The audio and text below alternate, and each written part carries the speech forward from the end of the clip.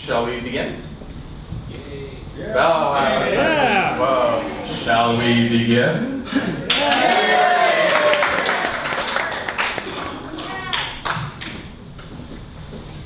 Can you guys hear me in the back if I don't use this? Yes. I'm good. Awesome. I hate these things. I had big classes and I never use them. Anyway, so my name is Dr. Darcy Benoit. I'm the acting director of the Jodrey School of Computer Science at Acadia University. I've been teaching here since 2002, which is when I moved to the Valley. I know a lot of faces because I've been here a little while, but what I want to talk to you about tonight is what I call computational thinking. And really what computational thinking is nothing more than using computer science techniques in order to solve the problems that we have every day. Now, one of the things that's interesting about computer science, people, when they hear computer science, what they think is, oh, computer science is really only good for programming computers and doing all of that other stuff that they don't like to think about. All that, those computery things. And apparently you have to, be a nerd with tape on your glasses in order to code computers. That's what some people think. This is farthest from the truth, although glasses are sometimes helpful. So we often use computational thinking in our everyday lives. It's just that we don't know that we're actually talking and thinking in computer science terms. There's a lot of things that we do every day which have a parallel in computer science that we have studied really well, something that computer science knows a lot about. And for those reasons, what actually is really important is that when we start thinking about what we do in our everyday lives, if we formalize it a little bit, and if we think a little bit about what it is that we're actually doing in our everyday lives, then we have a better understanding of why we do it. Here's a good question. I'll ask this question to the parents in the room because kids probably have never been to the bank. When you go to the bank, how many lines are there to stand in? One. Stand in one line, you get up to the end, you go to one of several different tellers. Right? That problem is very well studied in computer science because with distributed systems, we determine how to distribute our code and what needs to run to different machines. When you go to the grocery store, how many different lines are there? Too many. Too many, right? Not enough. Which solution is better? Yes, Valerie. One line. One line is better. So Valerie, why is one line better? Because the lineup, the first available teller the first line will get the next available teller, so that you have to wait less length of time in line. Okay, so the average time that a person waits in line when you have one line to get to all of the tellers is lower than if you have multiple lines. This is queuing theory. It's something that's very well understood in math and computer science. It's applied to everyday life, but we don't think of it that way. Likewise, in computer science, I was just mentioning this before, there's a very interesting problem we have. How do I get to, it's called the traveling salesperson problem. So you can picture it this way. How do I get to multiple different locations in the shortest path, right? Never stopping at the same location twice. So if you're a salesperson and you're actually flying from city to city to the city, how do I do that trip with the least amount of money, never going to the same city twice? Well, that's a very well understood problem in computer science. How does that apply to everyday life? Well, let's think about it. It's just about Christmas. You're driving to New Minas. You don't want to go to the same store twice, and you want to spend the least amount of time on the road. That's what you do. You apply that algorithm in order to be able to figure out how to do your path most efficiently. Likewise, I was talking to the person who owns Olton Fuels, and he said 95% of the job of the driver is figuring out how to deliver oil to 70 houses in a 5-mile radius in an 8-hour shift. And 5% of it is actually dragging the hose across the yard and filling the actual oil tank. So there's a lot of stuff that we do which is computational thinking that we don't think about. How do we prioritize what we do each day? We get up in the morning, we don't think about it. We're hopefully fairly good at it. Our kids are usually fairly bad at it when they're little. They get better when they get older. But that's something that we do in computer science all the time. We prioritize which process needs to be handled first. Right? If I don't give iTunes this many CPU cycles, my song will skip. Right? But I can give Word less CPU cycles because it doesn't need them. How do we determine what we take with us for the day? That's the same as prefetching off of disks. This is something computer science understands. The grocery store example. Built banks with one line for multiple tellers. This is something that we know. But the problem is we don't teach it in the school system yet. And if we did, our kids would learn to be much more efficient in what they do, simply because they would have a better understanding of why things are done in a particular way. So it's important that computational thinking be taught in the school system. In reality, it would be important that computer science is taught in the school system. I got an email today, surprisingly, from the head of the math department at Acadia saying, hey, look, someone's finally got it. And it was a news article about how Chicago is now going to teach computer science in their public school system from grade primary through to grade 12. Because they recognize that computer science is so incredibly important. Right now in Canada, this is being done a little bit, but only in an ad hoc fashion. And for computational thinking, they're teaching some of the concepts, but they're not applying the words to it, like algorithm and recursion. So things which help us understand what it is that we do to formalize the way that we approach and solve problems. And the last question is, why are we so concerned about this? Well, the US market predicts 1.4 million computing jobs by 2020, and they can only produce 400,000 graduates between now and then. Just let those numbers sink in a little bit. They are going to be short 1 million people, that's the population of Nova Scotia, to do just computer science and nothing else in the next 6 years. That is how short we are of computer scientists. That's why computer science is actually so incredibly important right now.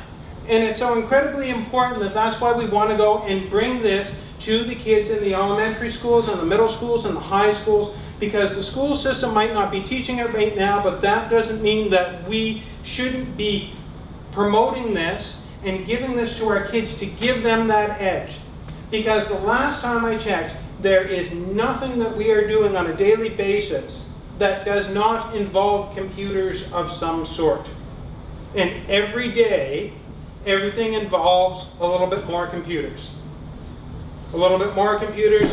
My television is now just a big computer with a screen on it, right? So that's essentially what is happening. So that's why it's so incredibly important that we look at computer science seriously and we begin to fill in that gap that currently exists in our school system. So before I get gonged by Mike, I'm going to say the following. I'm going to come back a little bit later, and I'm going to teach you how to program those Lego robots. We have 3 of them over on the side, and people are going to be able to go and sit in front of the computers and actually program them. And when I say people, I mean kids, because you parents aren't going to get anywhere near those computers. But before that, what I'm going to do is I'm going to hand it back over to the group who's going to teach Scratch programming. And as computer scientists, I'm going to say this. I've never programmed in Scratch, so I can't wait to learn what these kids are going to teach me about how I can program in this programming language. So let's hand it over to the kids who are programming Scratch. So Max and Solomon, besides being my children, they're part of the Minas Tech Playground. And do you guys want to say really quickly what the New Minas Tech Playground is all about? Programming. We're all about programming in Scratch, and we're also in the Lego Robotics competitions. Cool. And Solomon, how old are you? I'm 8. When did you get involved with the New Minas group? Kind of when I'm in university. Kind of when you're 8, okay. Cool. All right, so Max over here is going to be walking us through Scratch. And we're going to do this in around 8 minutes. So take it away, Max. Okay, so hi, I'm Max and I'm from the Minas Youth Tech Club. And so I'm going to show you what Scratch is. Yep. So Scratch is a computer programming language meant for kids. It is good for learning basic programming skills. It is a good drag and drop environment. It is good for building games, animations, music videos, etc. It is meant for around people 8 and up. So this is the Scratch website. It's where people around the world can share what they've made on Scratch. You can just go onto a game in Scratch, play it, and go inside of it and see how they've made it. You can go through the code, you can mess with it, and go change how the game looks, and you can remix it as one of your own projects. So now I'll go on to my game that I have made called Tron, and me and my brother are going to demonstrate what it does. We can't really hear the music. Can you guys hear the music? Yeah. All right. And Oh, red win. Who's red? Who's red? I would, Okay, well, let's do that one more time. Does everyone know the mechanics of the Tron game? yeah. No? So what's going on here, guys? Can you explain the game? So, well, the dots are meant as what are called Tron bikes, and they drive around in a little arena, which is basically this green area is the outside of it, and they sort of draw a line behind them. And if the other character hits their own line, the other person's line, or the outside, they lose. Everyone get that? Everyone understands how to play Tron now? Because we're going to have a competition later. We're all good? Okay. Okay, so I swear to God, my father could beat anyone. Oh, I think we've got a serious competition going on later, I think. Yeah, this is going to be awesome. So now I'll go inside and show you how it's been made. So this is the code for Scratch and everything in it. But to start off, I'll start with some of the basics. So right here is what your game looks like while you're programming it. So the background of it, or the arena, is called the stage. And it is practically where the whole program will take place. Then you have your sprites. See that down the bottom there? And these are used as like your actual characters of the game. They do like all the motion of the game. So the characters here are? You have your blue bike and your red bike. Okay. They're actually just dots. So now you also have your costumes, as they're called, of the sprites. These are pretty basic costumes, but you can make something really detailed. This is what the sprite will look like through the game. You can have multiple costumes during your program, and it can switch through the costumes to change what it looks like. You also have your sounds of the sprite. And you can go into the sounds and edit them however you want. Of course, it's not working right now. Right there. You can just delete parts of it and add parts. And then you can go into your scripts and use it during the program. So now you have your actual code of the game. So the very top of the program, which is the dark brown, is called an event. It works as the sensing part of it that starts off the whole program. So right here, it's saying when the left arrow key is pressed, do this part of the program. Can everyone see that on the screen there on the right-hand side? Yeah. So that's all the programming logic, right? Yep. Okay. So then you have your motion blocks, which are the dark blue blocks. They work as the moving part of the game. Without them, it would be a motionless picture. Then you have your pen block. Wait, maybe I should explain. Well, before we get on to the pen block, what this is doing here, it's saying when the left arrow key is pressed, it will turn left or -90 degrees. Next you have your pen block here, which is the turquoise block. It works as what is drawing the trail behind the sprites. In this, it's telling it to set the pen size, put the pen down, which begins at drawing, and make sure that the color is correct while it is moving forwards. Then you have your controls. These are like the logic of the game. They're the light blue, light brown or beige blocks. You have your forever block, which makes one program repeat forever. You have your wait block, which makes it wait before doing it. And then you have your if or else statements, which I don't really have in this, but it can sense if something happens and then decide which part of the program to do. And well, that's all I have for now, but if you want to learn more about Scratch, you can go onto the website and they have some pre-made tutorials on it. I do invite people to come over to the station that we have set up and try the game or code your very own game. Are there any questions? Question, yes. What's the website called? Is it just scratch.com? It's scratch.mit.edu. So you just type in Scratch. Okay. Cool. Question, Mr. Billy. How long did it take you to make that game? Oh, good question. About 45 minutes to an hour. Any other questions? Awesome. Everyone now understands the basics of Scratch? You feel like you can get into it a little bit? Awesome. Okay, great. So now we're going to move on to the next demonstration. And we're going to get into, oh, did we have a question over here, I think? Sorry, yes, sir. Is it hard to make? Is it hard to make a game? Well, it kind of depends on the game you're making. Like if you're trying to make something that has multiple levels in it, it would take a while to make each level, but if you're making something short, then it can be pretty easy. Any other questions? That was a good question. Awesome. Should we hand it over to the RPC group? You guys don't need a microphone. I'll put this away. No, you can put that over. Thank you, guys.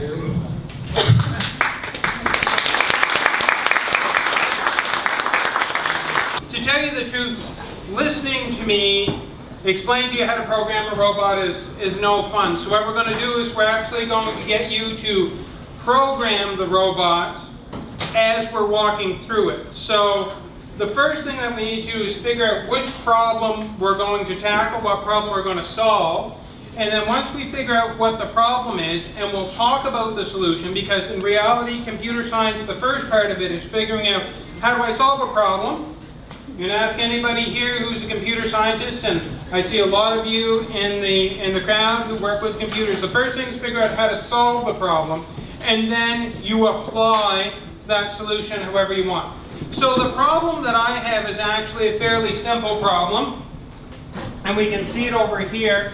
I have a robot, and this robot's got a bunch of stuff going on with it. These robots have tons of things. They have infrared sensors which can determine how far they are from something. That's what this is.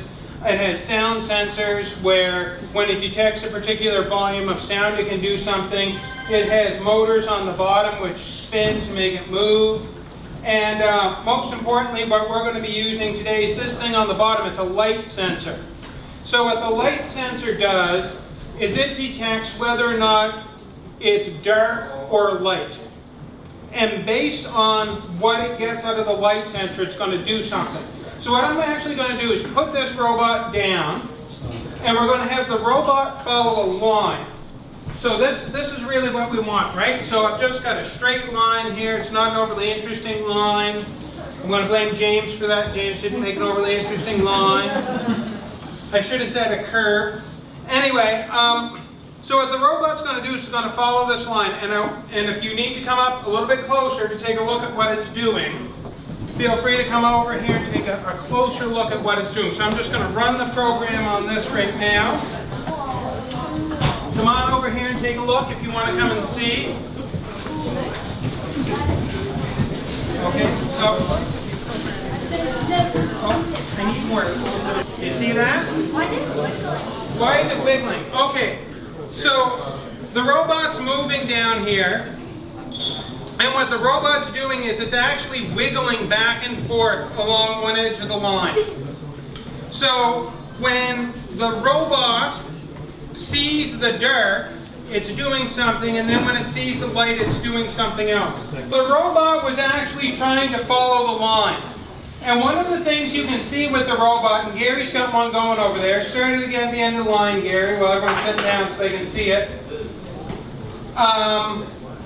So this is Gary Walsh, by the way. Gary is is the person who runs the robot programming competition for us. So one of the things that Gary is going to show here, just set that to go, this is a slightly different robot. You see how it's working its way down the end of the line? From one end to the other? So what the robot is doing, what is the robot doing anyway? That light sensor, what does the light sensor do when it sees the black line? Goes in the same direction? It goes in one direction. Does it turn at all? No, you think it just goes straight? Well, until it sees white. What does it do when it sees white? it turns. It turns. So what the robot is doing is very simple. It's sort of like this line you can see on the floor here in the front. The robot looks straight down and it says, I see black. And when it sees black, what does it do? It turns to the left. Right. And then it sees white. What does it do when it sees white? It turns back until it sees dark. And then it sees dark, and what does it do? It keeps doing that. So that's what we call a loop. So the way the robot is working is it's in a loop, and that loop is continuous. It never stops. All it does is it checks, and it says, do I see light? If it sees light, it goes to the left. It goes to the right, sorry. And if it sees dark, it goes to the left. So that's all that it's doing. So when the robot is moving, the question is, why is it wiggling? Well, it's wiggling because it's following the edge of the line from one end to the other. So let's ask the question, how difficult is that to program? Not very. What's the first thing I need to think about to program? Yes? What's the problem? My problem is how to follow a line. What's my solution? Turning towards the line. I need to turn towards the line when I'm not on the line. What do I do when I'm on the line? Stay on the line. Technically, I turn away from it. So I'm going to wiggle back and forth. But I keep checking in a great big loop. So I check to see what I'm seeing, right? Am I seeing light or dark? And depending on what I see, I do one of two things. And then I go through the loop again. So that's what we're going to do today. We're actually going to write that piece of code, and we're going to use this software to do it. But before we actually use this software to get to this piece of code, I want to talk about how we got involved in using these robots themselves and why we're so interested in it. To start, I'm going to introduce some people. So 9 years ago, Dr. Danny Silver, who's sitting over there, decided to start the Acadia robot programming competitions. That was 9 years ago. We had 8 teams. They were all from high schools. This year, in season number 9, we have a director of the robot programming competition, Gary Walsh. We had 42 teams province-wide compete in the preliminary rounds in order to qualify to come to Acadia. We have 30 teams at the 9 to 14-year-old range who are coming to Acadia to compete in the first Lego League. At the high school level, we're doing RoboFest out of Michigan. And we have 16 teams signed up to compete there. So a lot of people in the room, if anyone has ever competed in the robot programming competitions before, put up your hands. So there's a few of you, that's excellent. I know Valerie in the back there runs a team. Yay. And I know Robert runs a team. Where's Robert? There he is over there. Robert runs a team as well. So there's lots of neat stuff going on. I suggest you talk, if you want to talk to Gary or myself or Danny or Valerie or Robert, that would be great. But now what we want to do first is ignore all the talking. We want to program the robot. So we have 3 computers set up over there with 3 robots. So kids, if you'd like to go sit down at a computer, we're actually going to program the robots. You can test it. We have a line here that you can test it on. So if you want to go in groups of 2 or 3, that's great. At the top here, I have this loop statement. And Gary's just going to grab that loop statement down there and he's going to drop it on the rails. Actually, some of them may have. Oh yeah, you have to make sure down here that you can click, if you're on this model, you can drag the loop from there on your common palette. If you're on the next palette over, then you can click on this and get at your loop from there. So drag your loop down and actually put it right on your rail. Okay, so you do that, yeah, drag it down, put it right on the rail there, Gary. Gary loves programming with me. So this is my loop statement. So for those of you who are interested, who know how to program, like Pierre, this is a loop statement now. Right? For everyone else, it's just a basic loop statement. But in my loop, what do I have to do every time in the loop? What's the first thing I do? I have to check my light sensor to see whether it sees light or dark. So I'm going to click up here, Gary's going to click up here, and this is what we call a switch statement, or in computer science terms, a conditional statement. And what it does is it's going to check one of my sensors to do something. Now down here you can see it's set for the touch sensor, but we're just going to click down here on the bottom, and we're going to pick the light sensor instead of the touch sensor. So now this is checking the light sensor, and if you notice here, it's actually saying when it's bright, I'm going to do what I put in this rail, and when it's dark, I'm going to do what I put in the other rail. That's all that there is to it.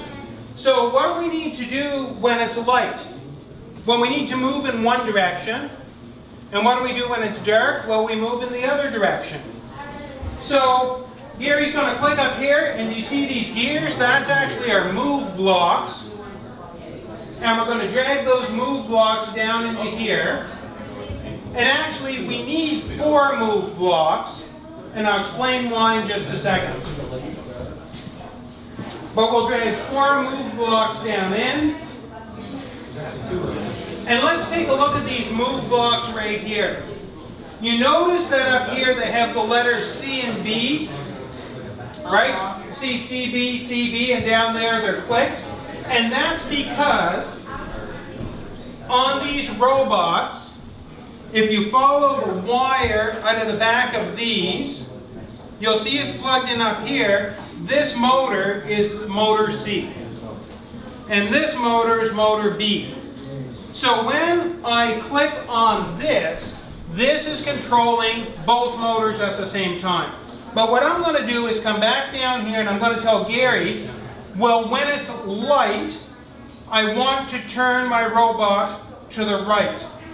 So what I want to do is make wheel C, which is this one here, I want to make wheel C turn, right? So I can go down here and make it turn, and I can control how much it's going to turn, just switch it to unlimited.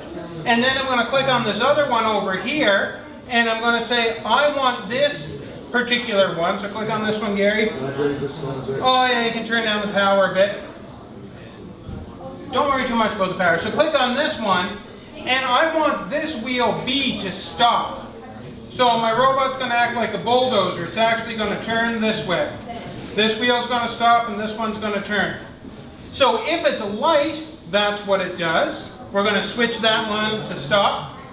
On the bottom, when it's dark, I want to do the exact opposite. I want the C wheel to stop, and I want the B wheel to turn. So down on this one, we're going to, no, make the C wheel stop.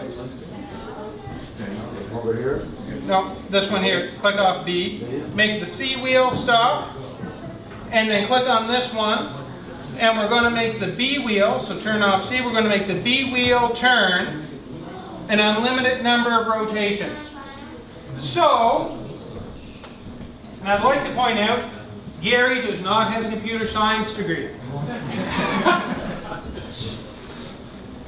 He did teach math and phys ed at the high school for 30 some odd years. So He's a smart man, but he doesn't have a computer science degree. And Gary just wrote an entire program that will allow his robot to follow a line.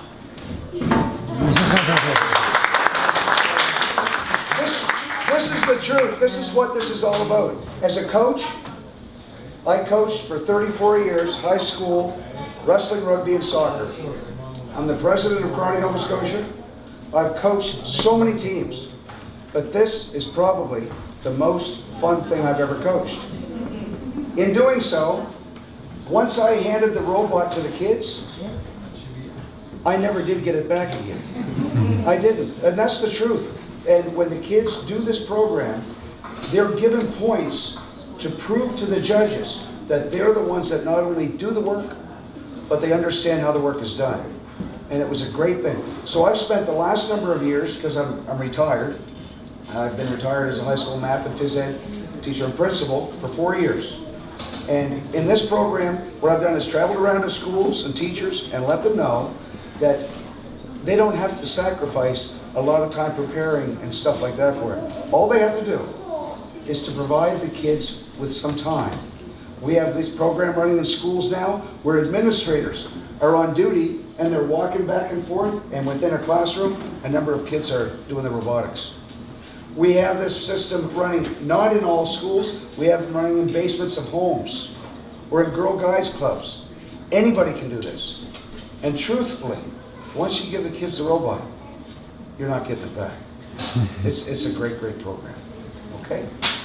So this is the basics of how to write a program with the NXT robot. Now, arguably, 10 years ago, if someone said to me, how can you write a program with a robot that follows a line? I would have had no idea how to do it. But this makes it incredibly easy to do. It's not very long, it's very graphical, and it's something that kids can take to quite easily, and they can do very complex things with this. So, at this stage of the game, I'm going to stop talking because no one likes to listen to me talk. But what I am going to do is I'm going to invite everyone to come over here. We have these Lego robots that we can plug into the computers, so the programs that the kids wrote, not only can they put them on the robots, they can test them right now because everyone loves playing with Lego. And on top of that, in the back, we have a whole bunch of other computers set up for people who are interested in seeing a little bit more about Scratch. So for the next little while, which is I think pretty much, this is the end. We have around an hour. We have around an hour. This is the end of the talkie-talkie part of our presentation. We invite you just to come over here and circle through, get 5 minutes, sit down, play with the robots. Go down there, check out Scratch, let your kids play with some stuff, and really just have a good time. And if you have any questions for the adults of us in the group, we'll be hanging around up here. Any questions? How much is one of those robots? Oh, that's a wonderful question. How much is one of the robots? They run about $350 to $400, and you can buy them at Toys R Us and Future Shop. Are they cheaper? No, I don't. They're about the same. There's new ones out now, which I think are about in the $400 range. The new ones are fabulous. They actually, I had a student make a Segway out of one. So You get this program when you get the robot? yeah, you get the programming, all the programming software and everything when you buy the robot. The new robot has big motors and small motors, and it has color sensors instead of just black and white sensors, and a whole bunch of fun stuff with it. But like I said, it's about a $400 unless you buy them used, and you can pick them up used. If you do want to start a team, talk to Gary, because we do have a robot lending library where we can lend you a robot for your team. But we also have other people who might be interested who don't have a full team, and we might be able to pair you up with another team. So by all means, please talk to Gary. He is the guy who knows all about that. But that's about the price of where the robots are, but by far, as a programming environment, they're really nice. Any other questions? Yes? What kind of reception do you get from schools, from the teachers? Well, reception from the teachers has ranged from Gary, who Danny called up one day and said, "Hey Gary, you should really be doing this," and Gary said, "I'm too busy." And then Danny showed up with a robot and said, "Gary, you have to look at this." And Gary looked at it and said, "How could I not?" And Gary, May I? yeah, go ahead. I have an after-school kids rock and roll program. So I had 13 kids there after school. And Danny said all you need is a team to run it. I didn't answer. The 13 kids answered. They took it. They said, "Mr. Walsh, we'll be your team." And we were involved from 2006 all the way through. And the team this year, where I left, won their regional championship. It's phenomenal. A lot of teachers, if you convince them what I said, that it won't take a lot of prep, all they gotta do is sit there. They can do their marking while the kids do the robotics. Yeah. Doesn't take. There's no concussions in this sport. No, the problem is getting the teachers to see it and having a teacher that is not so overextended in other areas that they're willing to put in that time at lunch or after school, right? But in reality, it doesn't take a science teacher to do this type of program, right? For teachers, it really is just a matter of literally just getting the kids into one room and making sure that they don't kill each other trying to use the robot. Because the kids will teach themselves. You folks have taught your kids how to use the phone. Nobody. Why don't you hand it to them? You could ask them how it works in a couple of days if you want. But that's essentially the way it is. So with the teachers, if we can get into the school, and if we have a principal who wants to reserve a bit of space in the school and is willing to put a little bit of money into it, then those teams really thrive. But the question is getting that little bit of money and getting that space in the school. So parents, you can come up and talk to all these folks, these coaches. We've got Val. Where's Val? Val's in her white coat. She disappeared. She's hiding over there. She's running the New Minas Tech Playground. Talk to her if you're interested in starting a group. Talk to Darcy. Talk to Gary. We're all available. We're all here. In the back as well, I'd like to point out on the left-hand side we have one of the competition mats. And I think Matthew from the New Minas group, Matthew, if you could just wave your hand. If you guys want to check out the actual competition mat, it's out back there. Go check out the scratch tables. All the scratch kids are going to be scratching at it and have a lot of fun. That might work.